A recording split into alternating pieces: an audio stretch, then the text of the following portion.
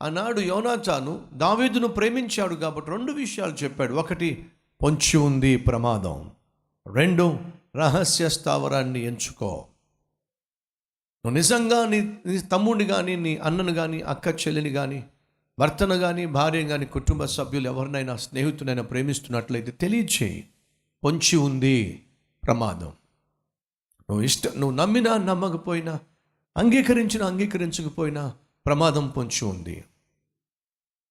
ఒక మనిషి మరణించిన తర్వాత వెళ్తే నరకానికైనా వెళ్తాడు, లేదా పరలోకానికైనా వెళ్తాడు. ఏ పాపము చేయని వాడు పరలోకానికి వెళ్తాడు, పాపం చేసిన వాడు నరకానికి వెళ్తాడు. ఒకవేళ నువ్వు తప్పు చేసిన వ్యక్తివైతే నీ కొరకు నరకం కాచుకొని కూర్చుంది, ప్రమాదం పొంచి ఉంది, తెలియచేయాల్సిన బాధ్యత నీకుంది. ఎందుకని నువ్వు ప్రేమిస్తున్నావు కాబట్టి, యోనాతాను ప్రేమించాడు కాబట్టి పొంచి ఉన్న ప్రమాదం గురించి చెప్పాడు. 2, వెంటనే రహస్య స్థావరాన్ని ఎంచుకోవాలి. ఖచ్చితంగా తెలియచేయాలి. త్వరగా నిన్ను రక్షించగలిగినటువంటి లోకరక్షకుడిని ఎంచుకోవాలి. ఎవరు నిన్ను రక్షించగలరో, ఎవరు నిన్ను క్షమించగలరో, ఎవరు నిన్ను పరలోకానికి చేర్చగలరో నువ్వు తెలుసుకోవాలి. తెలిసినటువంటి ఆ సత్యాన్ని నువ్వు తెలియచేయాలి. ఆనాడు ఒక ఉత్తమ సందేశాన్ని యోనాతాను దావీదుకు తెలియచేస్తున్నాడు. ప్రమాదం పొంచి ఉంది, నిన్ను కాపాడుకోవాలి, రక్షించబడాలి. ఇదే సందేశం యొక్క సారాంశం. ప్రమాదం పొంచి ఉంది, కానీ శుభవార్త ఏమిటయ్యా అంటే ఆ ప్రమాదం నుంచి తప్పించగలిగిన లోక రక్షకుడు ఉన్నాడు. ఆయన ప్రభు అయిన యేసుక్రీస్తు. తెలియచేయాలి. 2, ఉత్తమ లేదా ఉన్నత స్నేహం. కారణం ఏమిటి? చదువుతున్నాను. నేను వచ్చి నీవు ఉన్న శ్రేణిలో నా తండ్రి యొద్ద నిలిచి నిన్ను గూర్చి అతనితో మాట్లాడిన తరువాత నిన్ను గూర్చి నాకేమైనా నువ్వు తెలిసిన ఎడల దానిని నీతో తెలియ చెప్పుదును. యోనాతాను తన తండ్రి అయిన సౌలుతో దావీదును గూర్చి దయగా మాట్లాడి, నీ సేవకుడైన దావీదు నీ విషయంలో ఏ తప్పిదమ్మును చేసినవాడు కాక బహుమేలు చేసెను గనుక రాజా, నీవు అతని విషయములో ఏ పాపము చేయకుందువు గాక. తండ్రి యోనాతానుకు ఒక ఆజ్ఞ ఇచ్చాడు. ఏమిటంటే దావీదును చంపాలి. ఇప్పుడు తండ్రి ఇచ్చిన మాట నేను వినాలా? తండ్రి శాసనాన్ని నేను గైకొనాలా? లేక నా స్నేహితుడిని నేను కాపాడుకోవాలా? తండ్రి మాట వినాలా?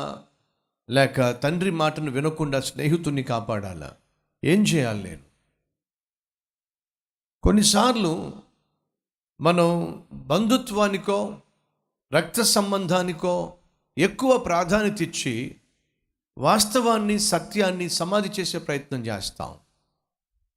ఇది అధిక శాతం ఎక్కడ చోటు చేసుకుంటో చెప్తాను వినండి.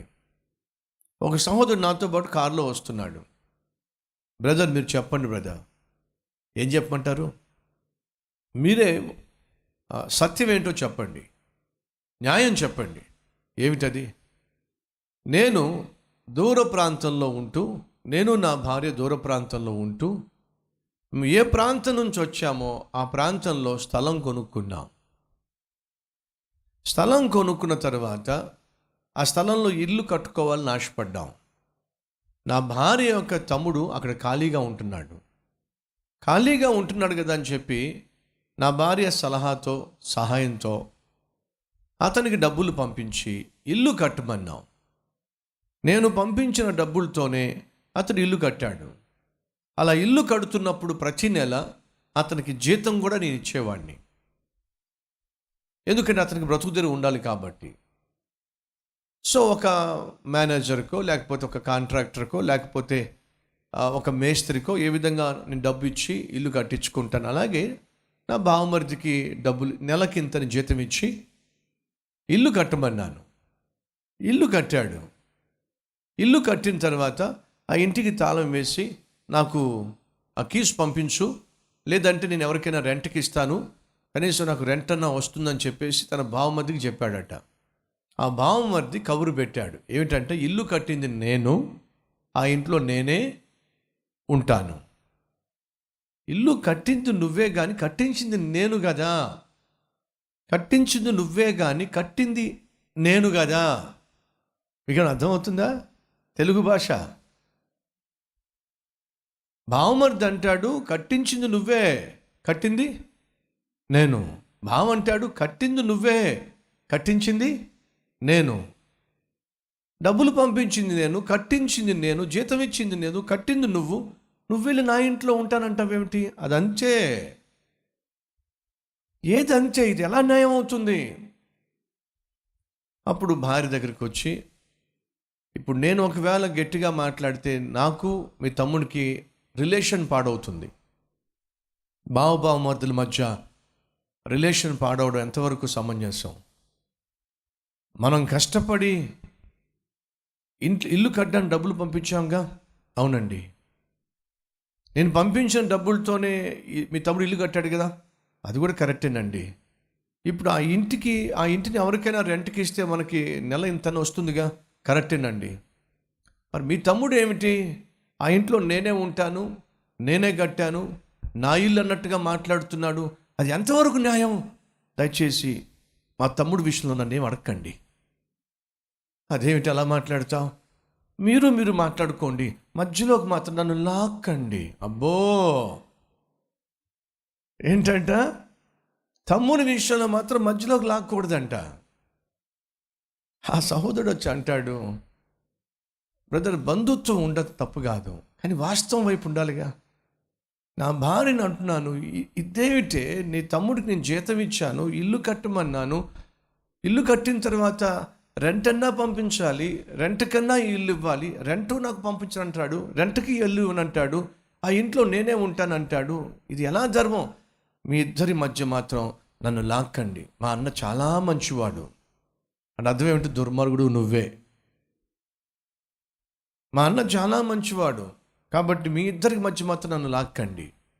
అతను అంటాడు, బ్రదర్, బంధుత్వం ఉండాలి, కానీ కళ్ళ ముందు అన్యాయం జరుగుతున్నప్పుడు ఆ బంధుత్వాన్ని కాపాడుకునే ప్రయత్నం చేస్తూ అన్యాయాన్ని పెంచి పోషిస్తే ఎలా చెప్పండి బ్రదర్? కానీ యోనాతాను ఆ జాతికి చెందినవాడు కాదండి. వాళ్ళ నాన్న తనను పిలిచి, యోనాతానో, నీకు పని చెప్తున్నా, ఎన్నానా, చంపేసేయి. ఎవరిని? ఆ దావీదును చంపేసేయి. సేవకులందరితో అంటున్నాడు, మీరందరూ వింటున్నారుగా, చంపేసేయండి. గతంలో సౌలు లోపటే పగ పెంచుకునేవాడు, లోపటే దగ, ద్రోహము, దుశ్చర్య ఇవన్నీ కలిగి ఉన్నాడు. ఆ లోపలున్న పగ, ఐచ్ఛ్యము బయటకు వచ్చేసింది. జాగ్రత్త సహోదరి సహోదరా, లోపట పాపాన్ని, లోపట పగను, లోపట పైత్యాన్ని నువ్వు పెంచుకుంటూ ఉంటే అది ఏదో ఒక రోజు బయటకు వచ్చేస్తుంది. కట్టలు తెంచుకొని బయటకు వచ్చేసిందండి. ఇంక దాచుకోలేకపోతున్న పగని, దాచుకోలేకపోతున్న అసూయని, దాచుకోలేకపోతున్న మూర్ఖత్వాన్ని, కోపాన్ని, పాపాన్ని దాచుకోవడం అంత సులభం కాదు. కొంతకాలం దాచగలవు, జీవితాంతం మాత్రం దాచటం సాధ్యము కాదు. విషయం అర్థం చేసుకున్న యోనాతాను మౌనంగా ముందేం చేశాడో తెలుసా? తన తండ్రితో ఆర్గ్యుమెంట్ పెట్టుకోవాలా, ఆవేశంతో కోపంతో ఉన్నాడు. ఆవేశంతో కోపంతో ఉన్నటువంటి ఇతనితో గొడవ పెట్టుకోవడం కంటే ఇతడు ప్రమాదాన్ని కాంక్షిస్తున్నాడు కాబట్టి ముందు నా స్నేహితుడిని ఏం చేయాలి? కాపాడుకోవాలి. ముందు నా స్నేహితుడిని కాపాడుకోవాలి.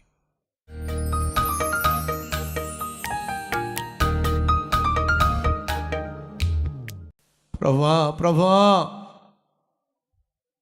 నాకు క్షమాపణ దయచేయి, నా హృదయంలో మార్పు దయచేయి, శాశ్వతమైన మార్పు దయచేయి. అయ్యా, నువ్వు మమ్మలను ప్రాణంగా ప్రేమించావు. పాపముల చేత, అపరాధముల చేత చావనై ఉన్న మమ్మలను రక్షించడానికి ప్రాణాలకు తెగించావు. అది వాస్తవం, సత్యం. నీవు సిలువలో మరణించడం ద్వారా ప్రతి పాపిష్టి మనిషికి నిత్య జీవము, పాపక్షమాపణ దొరికింది. ఆ సత్యాన్ని అంగీకరిస్తే సంతోషం, రక్షణ, ఆనందం. ఈ వాస్తవాన్ని గ్రహించి పాపము నిమిత్తం పశ్చాత్తాపడి వాటిని విడిచిపెడితే నాయనా నిత్య జీవం. ఆ నిత్య జీవాన్ని పొందుకునే ప్రక్రియలో అనేక మారులు నాయన పై పశ్చాత్తాపాన్ని, మాట ఇస్తున్నాం కానీ మాట నిలబెట్టుకోలేకపోతున్నాం. మమ్ములను క్షమించాయ్యా. నీకు ఇచ్చిన మాట, మనుషులకిచ్చిన మాట తప్పకుండా అయ్యా మా జీవితాంతం వరకు మాట మీద నిలబడి నిన్ను మహిమపరిచే, నీకు సాక్షులుగా నీ బిడ్డలుగా జీవించే మహాకృప దయచేయమని యేసు నామం పేరట వేడుకుంటున్నాం తండ్రి. ఆమేన్.